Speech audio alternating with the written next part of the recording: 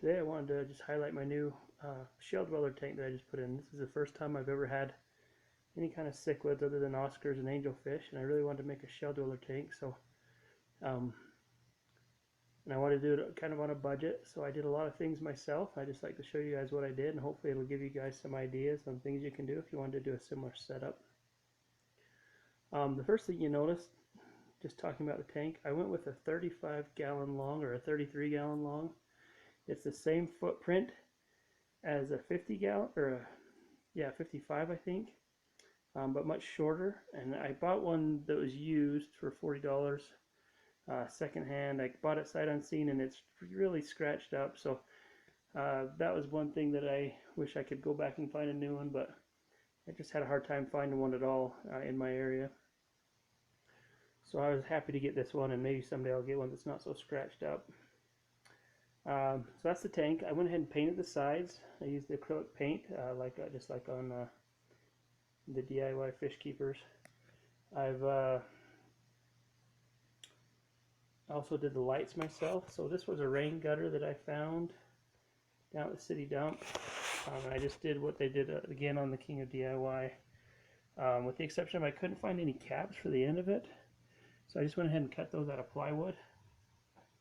And I went and bought the $20 16-foot $20 LED programmable and stuck it in on this pipe, and I was able to get almost all but like 2 inches of that on this 4-foot pipe. So it's quite a lot of light, and it works really well. I painted the inside of it with kind of a metallic paint. I don't know if that was a good idea or not. White probably would have been better, just like a straight white. But, I mean, I think it works well enough for me to be able to see my fish. The other thing I did differently on this was the ends here. I install it with wing nuts in the slide, so I can actually take that. If the lights were to go out on that pipe, I can actually take the whole thing out. Or if I wanted to repaint the inside, that was just something to make it more adjustable.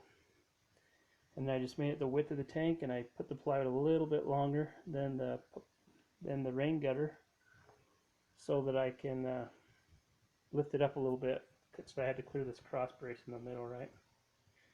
So that's my light. Works pretty good. I've got it set about 3 down from the brightest setting right now, just because at the brightest setting it gets a little warm, a little too warm for my comfort. So I don't think it would be a real bad issue or anything, but I just like to keep it down, and it's plenty of light for me. The fish I went ahead and got were multis. So here's some of my multis right here, and I mean, they just dug everything. They moved so much sand. I was really amazed at that. But I got 11 multis to start with my colony here. Hopefully I can get them breeding and going pretty soon. It's a real fun dynamic. Just a regular 300-watt submersible heater. Filtration, I've got a Aqua Clear, or I guess they call it a Fluval now, 50 on the back. I've got a pre-filter on it. That sponge, just a piece of seat cushion foam that I use for a lot of things. Then also for water movement and kind of a backup filtration, I've got another just power head. I just took a piece of 5/8 tubing and poked holes in it with a hot poker, and then put that sponge over it, so that way it acts kind of as a sponge filter and also to help move the water. Here's some more of my fish. Well, this side of the tank is empty right now. There's just a couple, but as you can see, the glass is really scratched, and I apologize for that. There they are again. So the sand I went ahead and used was just pool filtration sand. I had to wash it. I bought the Quickcrete brand. It was the cheapest one, but I mean, I like the way it looks. It's a little hard to clean. I had to wash it 6 or 7 times each little bit, but it's working out really well, I think.